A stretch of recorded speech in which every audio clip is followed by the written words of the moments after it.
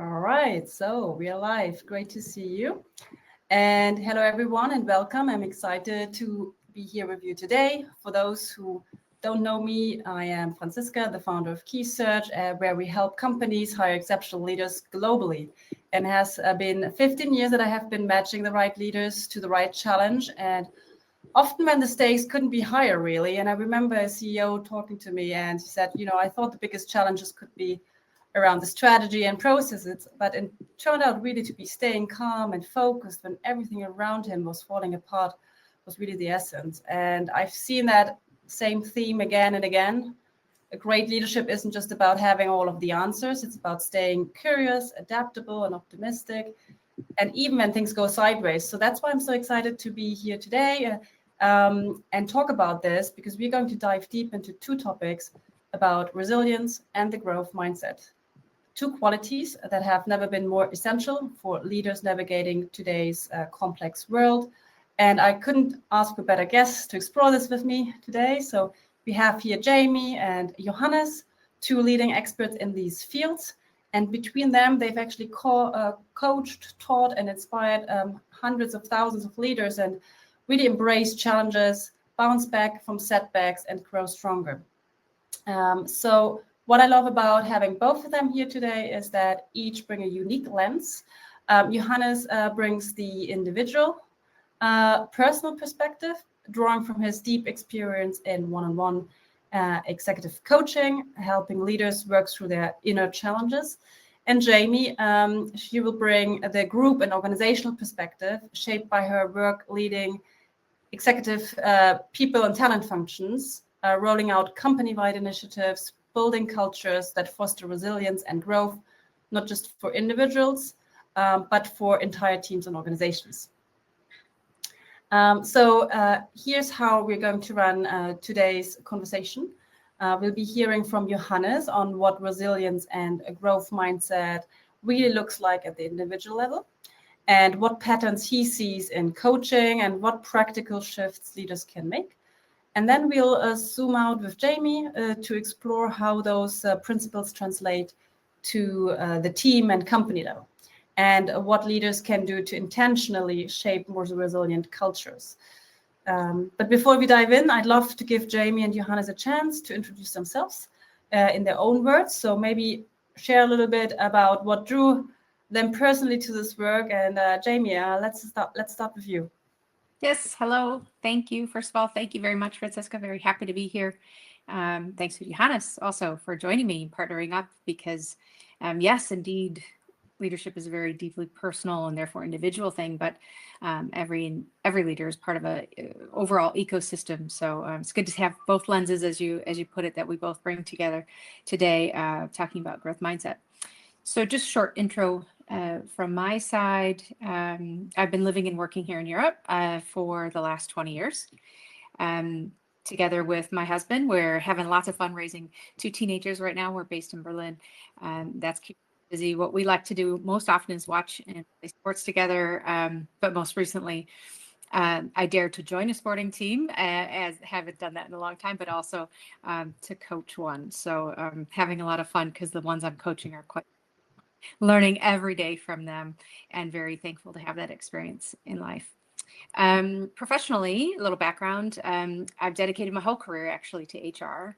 So I've been developing leaders, as you said in your opening, my whole career, learning from those leaders that are around me, and also working toward HR teams that I've been managing, but also building up company values that really help to embody the growth mindset. And that's kind of been part of what I've been doing throughout my whole career. So the concept of having a growth mindset isn't necessarily new to me, but actually just has been kind of naturally what's been part of my overall career journey. Those who work with me, they know me best for driving on the job growth, for what I call a progression models. And I like to use those in organizations because they get down and deep into the operations daily, allowing employees and leaders to really develop their core skills day to day on a regular basis, but underneath an overarching talent strategy that's connected to whatever's happening in the company, whether it's a growth stage or whatever that might be in terms of the company's targets or its maturity levels.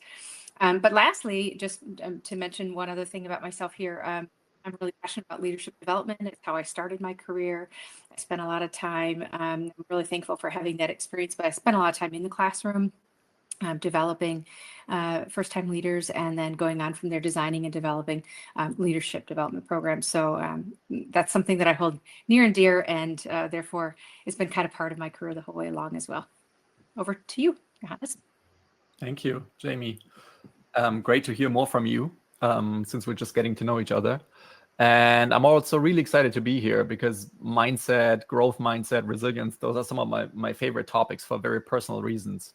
I'm an executive and leadership coach based in Berlin. I work with senior business leaders on the topic of thriving. And I'm really excited about this word itself. And for me, that encapsulates basically the idea of high performance combined with inner well-being. And so basically what I try to do with my clients is I help them achieve what may look impossible from the outside without stress or sacrifice. And what brings me to this work is my personal experience in business as an entrepreneur, as an executive, as a founder. But then also a couple of years ago, I stumbled over something which I'm calling a transformative understanding of how our minds actually work. And that really made all the difference for me. It really changed my life, my whole experience and quality of life. And I really consider that the most important thing to tackle in coaching also, because the mind is where all of our quality of life, all of our experience of life is created. And thus as well, all of our actions, which then lead to all of our outcomes. And it's my really daily calling, joy, fulfillment to work with clients and help them create success that is sustainable, that is meaningful, that is stress-free, that is enjoyable. And probably most importantly of all, I'm happily married. I have a brilliant wife, Anna. I have two fabulous kids here in Berlin, and they really are my biggest teachers when it comes to life and leadership. Talking about growth. Yeah, amazing. So whether you're facing a tough leadership challenge right now, or you just want to build your muscles for the future, I know you're going to have a great time, and you're going to take away a lot from this episode. So let's dive in. Maybe Jamie, to start really with the foundations. Where do the ideas of a fixed and the growth mindset actually come from? Talking historically, psychologically, what's the background here? So the concept is actually coming from Carol Dweck's work. That's the foundation of the overall concept, except there's been a lot of other type of work on it, but she's kind of the most well-known for the work on this topic. What she was having a look at was learned helplessness, which specifically on how belief about your ability can actually cause or affect your motivation. And so her research actually looked at students and what was causing some of them to actually accelerate and some others to lock up or freeze up in the face of challenge or maybe a question on a test that they didn't know. That research led them to actually prove neurological activity in the brain and what was actually going on during the moment of someone actually freezing up or someone actually failing. And what they saw was very two distinct behaviors on neurologically. Some kids were just stumped and their connections were just stopping and they were actually reducing. That was kind of in the moment of the freeze. And others, they could see the brain lighting up, like all the connections just started multiplying in the face of the challenge in the very moment when they saw that they were being challenged. So to continue to do research and find out, well, what's causing that? And it was linked back to the students were in, very specifically the learning environment.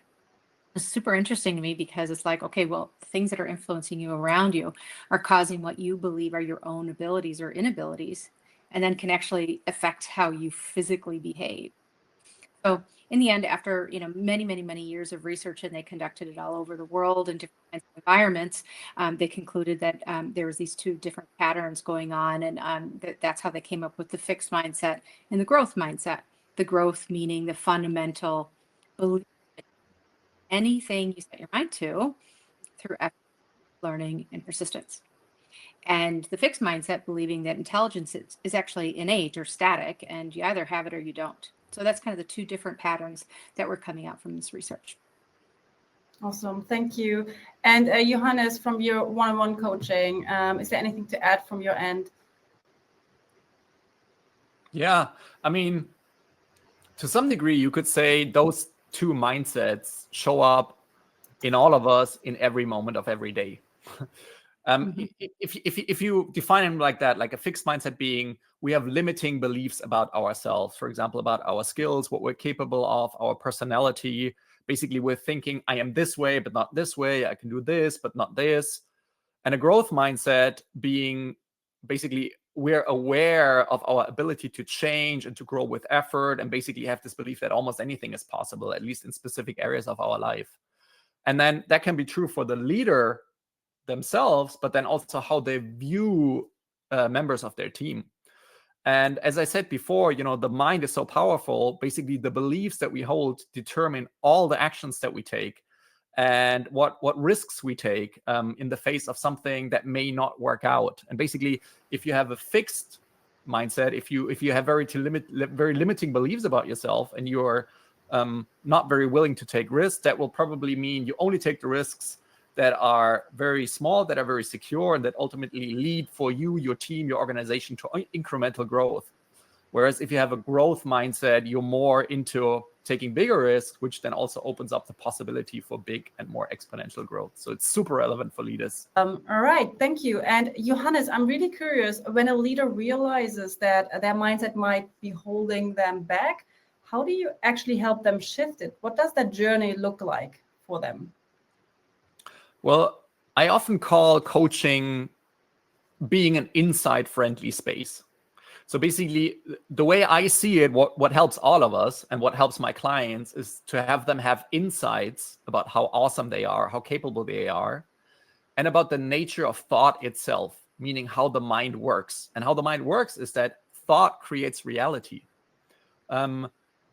And what I want to do with leaders is then often they come with very tangible problems, specific challenges, and I do what I call like take them upstream towards their mind, towards how they are creating that problem, that challenge in the first place in their minds.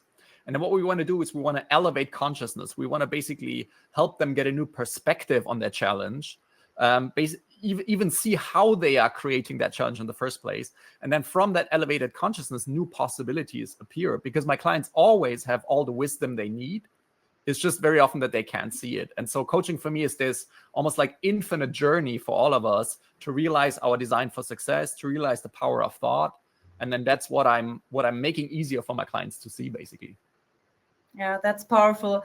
And Jamie, how does that individual shift translate when you're working at a company level? How do you help an organizational adapt its collective growth mindset?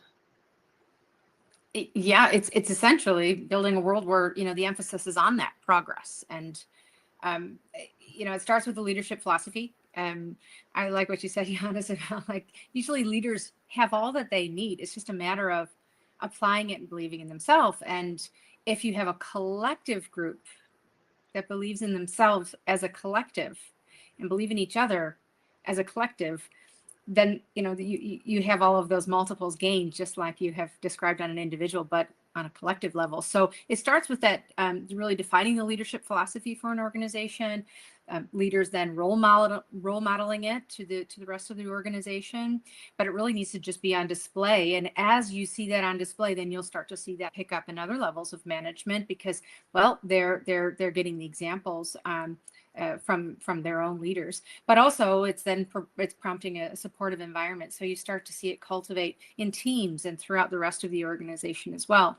Once you add in then also company-wide support mechanisms like institutional programs and things that, for example, the HR team can bring in, then you have the structure for the growth mindset and for the supportive environment. So for example, training programs, whether it be formal or informal, making sure that there's a space for having that training or the learning from the training then put back onto the job through really applying what you've learned and having space to do that, which means having space to learn with peers, learn with groups, learn individually. Also having organizational structures that are set up for the overall organization to collaborate together and removing those silos, but really getting teams to be able to work on situations and solving problems together can contribute to that overall organizational target towards a growth culture. Speaking of targets, when organizations are setting targets, I'm a strong believer in experimental mindset, which means really starting with a hypothesis and setting your targets from there. So we believe this, and we're going to do something about that.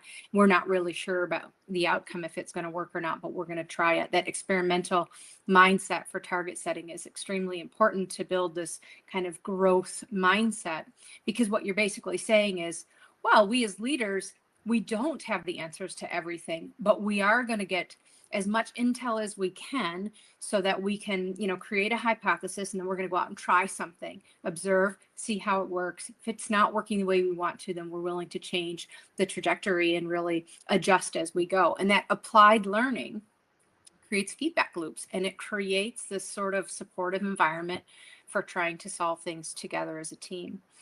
You can apply that then to how you go about talent acquisition and your hiring, because then you're looking for potential. You're looking for people who have the potential to grow in your organization, who also come in with a like mindset. But lastly, there's one really important thing that I'd like to remind the listeners here today. What's most important for a growth environment is having rewards for effort. That often gets missed. It's not easy to do. It's really easy to focus on the outcome, but those who are really learning as they go are learning from the encouragement and the motivation that they get along the way, and the journey, being rewarded for the effort that it takes along the journey, is what reinforces the motivation. So you need to open yourself up to vulnerability. That's not easy for many leaders, but also for organizations as a whole. You need to acknowledge that specific activities along the way may or may not work. So you have to focus on, smaller targets and milestones, and you have to build in. It just takes a lot more work than just building up one end game sort of target at the end, but really looking at what would be indicators of things going in the direction we're expecting along the way, and most importantly, putting an emphasis on progress.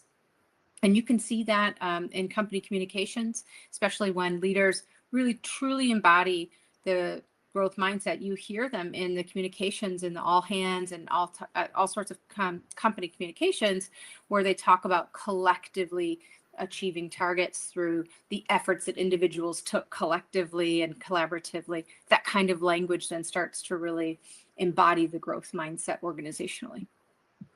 Yeah, interesting. Thank you. And Johannes, I remember you once said the mind makes things up all the time. And I really love that. Can you talk about that idea and how our core beliefs shape how we lead and show up? Yeah, certainly. There's a really famous quantum physicist called David Bohm, and he had this absolutely amazing quote. And he said once, "Thought creates our world," and then says, "I didn't do it." I love it so much because it's so on point. There's also a neuroscientist called Anil Seth, whose work I really like. And he said, reality is a conscious hallucination. And what I mean by that, as I said earlier, I've really come to see for myself, and that made all the difference, that thought creates our reality moment to moment to moment. So it always looks like we're seeing the world as it is, but actually what we're seeing is the world as we make it up. Like, we use sensory data, we see things, we hear things, but then our minds interpret these things, they create meaning, and then that becomes our reality. And the next moment we've forgotten that we did that. And so we're literally always living in the experience of thought in the moment, not in the experience of the world. And so how we make up that world in our minds, ourselves and others, like what we believe about ourselves and about others, that determines all of our actions and thus all of our performance. And that's why when people are trying to work on their actions only, or they're trying to change their strategies, that can often fall short if their beliefs, if their being, if their thinking doesn't support this change. And so, our beliefs are kind of like our habitual persistent thinking, which then leads to our persistent actions and our, most common results. And at large, our results are the consequence of what we believe about ourselves, about others, and the world. Very interesting. And Jamie, building on that, how can embracing a growth mindset actually shift the way problems are solved across an organization? Could you share an example of that in action? Yeah, lots of examples. Just thinking what would be most relevant here. I think, I would start by saying, organizations who don't start with the blame. Of course, if there's a problem, you need to do some root cause analysis, find out where it's coming from, but reshaping it or reframing it rather to, hey, what's going on? This is a situation that's upon us. How are we going to work with it? How are we going to deal with it?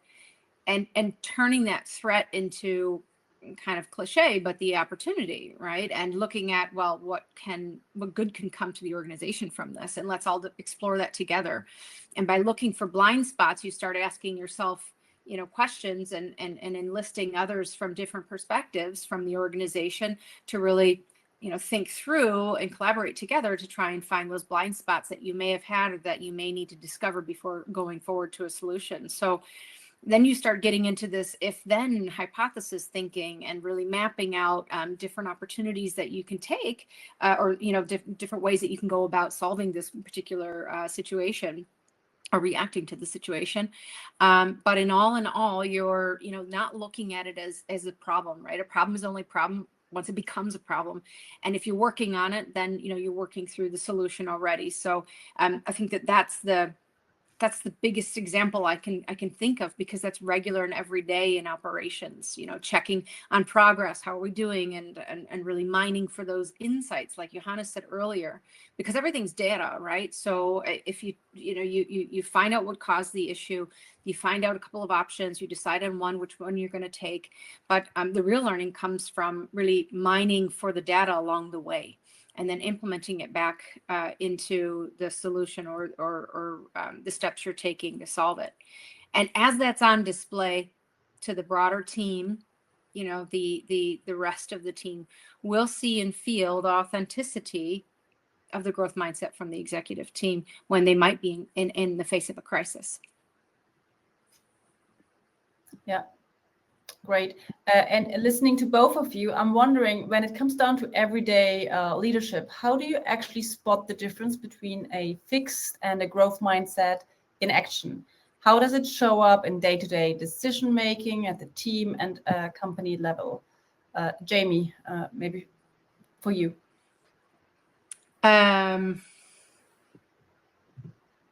It's coming up quite regularly, I think, especially with teams that work together on decisions. As I said kind of earlier, maybe repeating myself, but the collective nature of working through those issues and solving the problems together is bringing teams together. It's breaking down the competition and bringing more collaborative work together. So, I think with decision making, it's rather about getting insights, getting perspectives from the overall organization, and really embracing and respecting the views that everyone on the team brings at all levels. How about you, Johannes? Maybe you have some other examples you can think of. Yeah, I was just thinking that it could be good to bring like a very specific example to the table of a leader that I worked with, where it became so apparent when he had a specific type of limiting belief or fixed growth set, fixed mindset, where he was really believing this idea of I am inconsistent in the things that I'm doing. And when he believed that, the way he showed up was inconsistent and not trying things like adopting new habits that would demand consistency from him. And so again, as I said, like all of our thinking creates our decisions and creates our actions. And I've come to realize that we always do what makes sense given the thinking that looks real to us, given the thinking that we don't know is thinking. And so in many ways, the leaders that have a fixed mindset, they fall into this category of often also like victim mindset. So they believe themselves to be victims of circumstances or victims of the company culture or victims of their personality. And thus they're holding back, basically. Whereas people who are having a more, growth-oriented mindset often come from this like ownership mentality or ownership mindset. So they're really owning all of their effort. They're owning all of their results. And I think it was brilliant what you said earlier, Jamie, about turning problems into gifts or turning problems into opportunities. This is how growth-minded leaders show up. They look at something which could be interpreted as a big challenge, but then they're looking for the good in that. They're looking for the opportunity in that. They're usually, not so afraid of making wrong decisions, but they're always looking to turn any decision into the best possible decision. That's a growth mindset. And ultimately, the question is like, are you playing to win or are you playing not to lose? If you're playing to win, that's usually a symptom of a growth mindset. Whereas if you're playing not to lose, that's usually a symptom of a fixed mindset. Yeah, great examples. Yeah. Yeah, I have a couple of other things I would comment on because I think it just, sparks thoughts. But Johannes, I think especially when you hear terminology, like you said, a very specific case around a leader who feels held back from their own belief that they have this one shortcoming. But if they're in an environment where they hear other people saying, collectively, and other leaders are, taking on and speaking about the things that they're own, working on too in their own leadership journey as well, then you recognize, everyone is learning throughout their journey as a leader, and speaking openly about that, being kind of humble enough to say, like, I also have stuff to work on. I may be the CEO or in some sort of level of respected level in an organization. Certainly there's a lot to work on, and there you see growth-minded leaders go out and speak about their learning, speak about their ahas, and speak about things like, okay, well, we thought that it was going to play out this way, but it didn't. So we're going to try something else.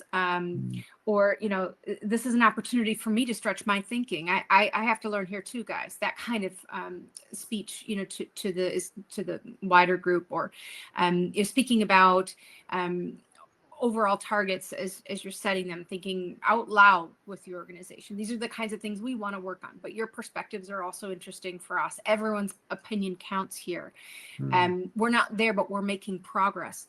These kinds of statements, these kinds of admissions from the leadership team ultimately demonstrates humility, just being humble and really fostering a psychologically safe environment. And it offers sort of the founding building blocks for trust building with peers and with the wider community in an organization. Yeah, great examples. I really love that. And you were just now hinting at psychological safety, right? And I love how, an organizational perspective really comes together here with an individual perspective, where, if what I said is true, then basically, psychological safety can be entirely created at the individual level by someone seeing, everything I experience is made up in my own mind, and there's nothing I need to worry about because I'm always just interpreting what's going on, basically. And a strong leader who has that perspective, basically through their speaking, creates it for the organization, what we call psychological safety, making it easier for everyone on the team to adopt this growth mindset. So I think this is really beautiful how these two pieces come together here. Right. And talking about external triggers versus internal triggers, and making that relation to hiring. So how can hiring practices, bringing in new leaders, support a growth mindset culture? I ask because at Key Search, we often are brought in to find the right leaders who can drive transformation and change. And we've seen how mindset really matters in those moments of change. Jamie, a question for you. So how do you think hiring new leaders, bringing that change as an external trigger, can help the collective to adopt this growth mindset? Yeah, I think one leader can make the difference. There certainly are.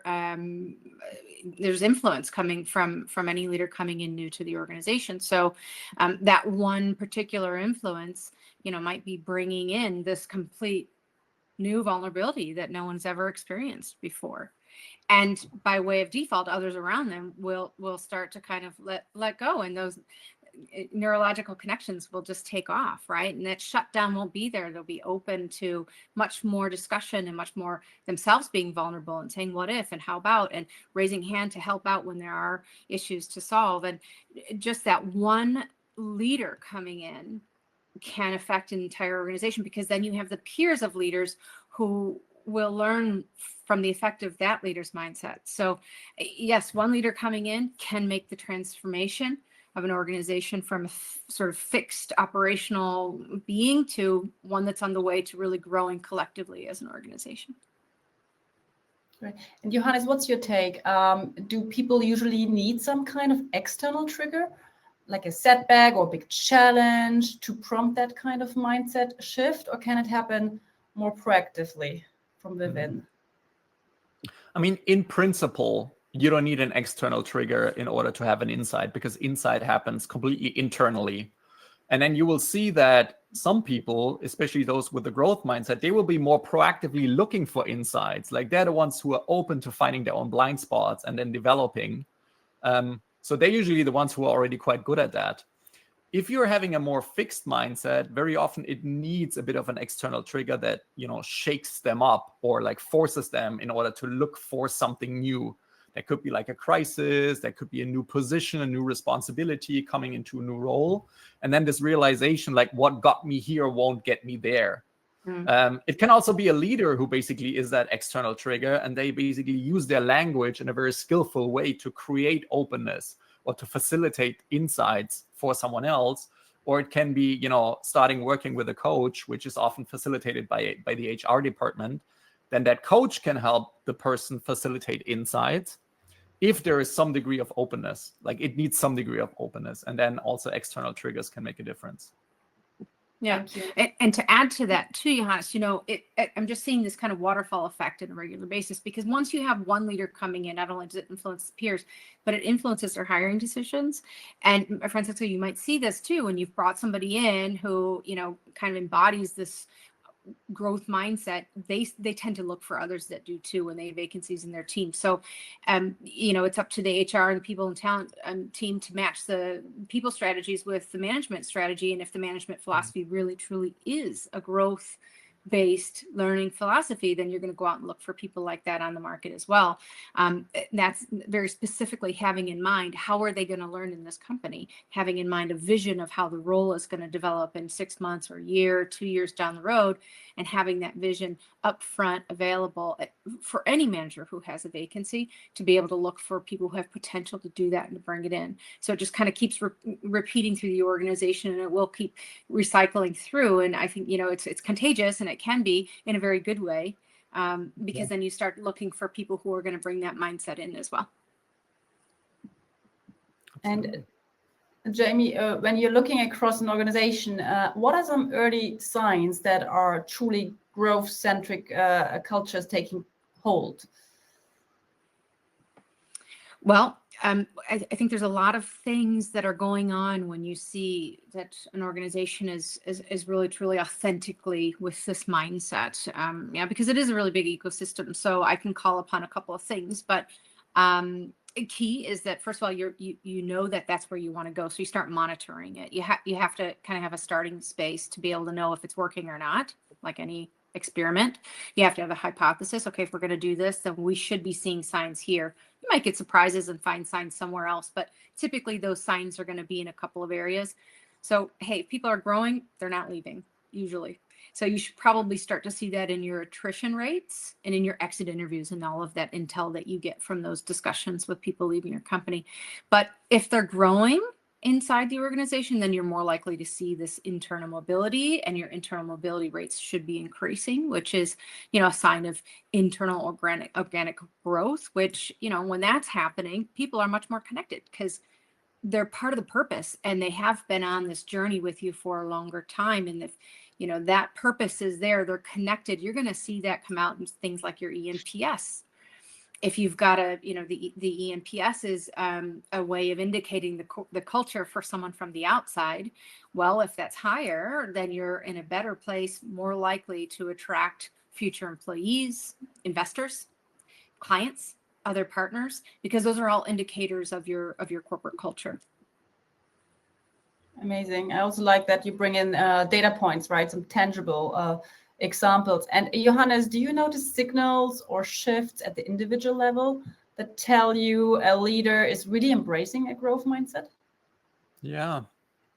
I mean, what comes to mind is that those people are usually more reflective, in a better state of mind, really open to experimentation, and they have this like can-do attitude.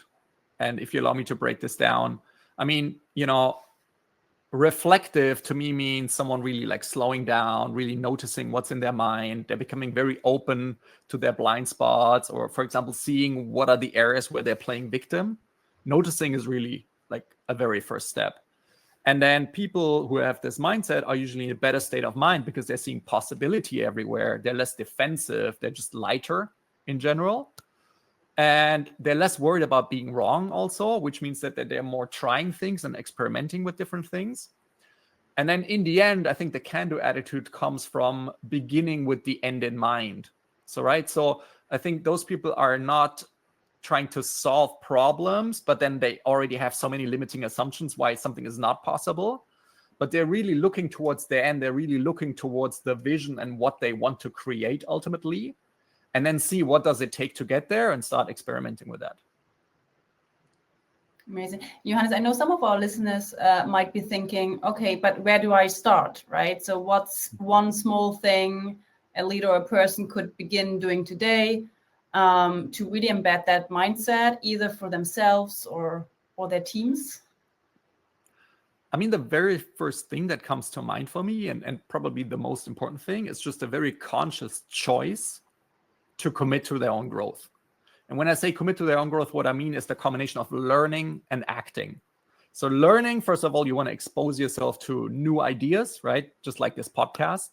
And then acting means if you just leave it at the level of information, nothing's going to happen. So really, you want to commit to implement stuff and experiment with these ideas.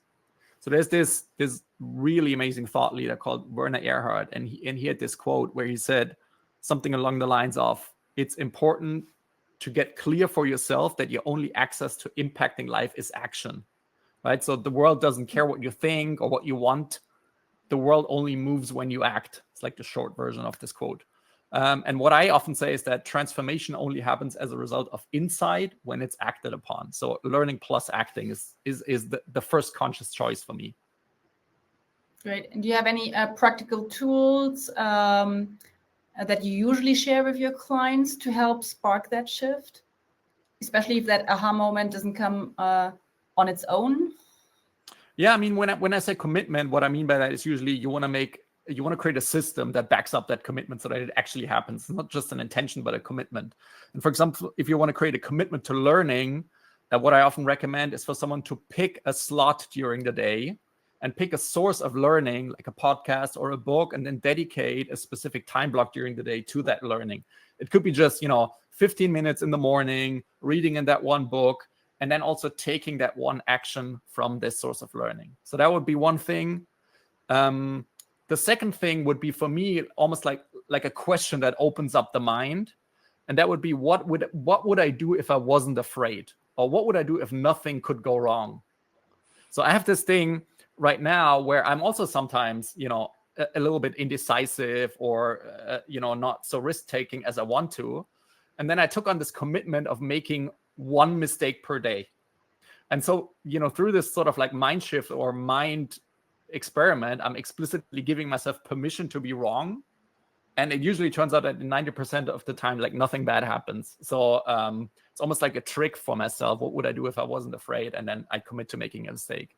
And if you want to bring it to the team level, I think the biggest lever that any team has is really cultivating their ability for deep and generous listening to their team members. Like really, really making that commitment to listen, to understand and learn, not to reply. And that basically opens up everyone's minds in the team. And then everyone starts learning from each other and adopting that growth mindset. Great examples. Cool. And Jamie, any examples you've seen of leaders using these approaches, maybe tying it back to the idea of not yet in leadership or performance conversations you mentioned at the beginning? How do you see this play out in how leaders reward effort and not just outcomes? A couple of things. Maybe I'll come to that in just a second because I wanted to comment on something you said, Johannes. And taking a couple of minutes per week. One thing that I got a lot out of was a very conscious change that I made to how I get in touch and learn from my team. So I just tried something out. I didn't know if it was going to work, but during COVID days, it was like, we always had these meetings online, and we're still really stuck online from all of these years now. And so it's such a gift to be able to get out. So I, once a week in any one of my one-on-ones, I say, it's a walk and talk. So we're not on the computer. You pick up your mobile. I'm calling your mobile, go walk around your block, get on some comfy shoes. And I just talk and ask them, how are you feeling? What's going on? What have you been working on? What surprised you this week? Or what is, ideas that you've had, to learn from them? Because I myself have learned as a leader, that's where so much intel comes that often are my blind spots. I'm not paying attention or learning enough from them. And so that 15 minutes, as you said, pick a source of intel. It can also be people you already work with. One other thing I want to mention about not yet. Yeah, thanks for reminding me, because that's quite essential on the whole concept of growth mindset. So, in this learning environment we talked to earlier in the podcast, when I was introducing the concept, it was, kind of all based around how teachers worked with the students. And what was really key there was this concept of, okay, you didn't learn the information well enough to pass the test, but keep working on it. You can do it, and you just didn't learn it yet. And if you apply that in a company context or a leadership philosophy, you can then kind of find different places in your day with your employees, or with your wider team, or with partners or clients, or whomever it is you're working with, that just you just haven't gotten to that solution yet, or you haven't gotten to that, mastering that skill yet. And if you just put yet at the end of those sentences, then you start to give the impression to the other person that it'll come, and you have the potential for it, and you're going to be able to unlock that. And I'm here to support you when and if you need it. So if you're delegating something, yes, you'll probably want to keep checking up, making sure that they've learned it correctly before it gets out the door, but keep reminding them they're on the way to learning it. They just haven't yet. And as soon as you embody that yet at the end of your feedbacks, I think you'll probably see, the receiver of that information perk up and realize that you believe in them. And that carries the relationship a really long way.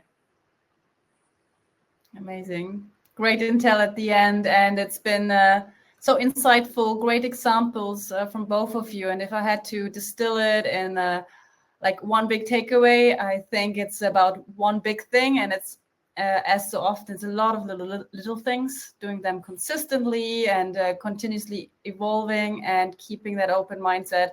With genuine intent to enable to grow ourselves and others. So Jamie and Johannes, thank you so much to both of you being here with me today and sharing your stories, your insights.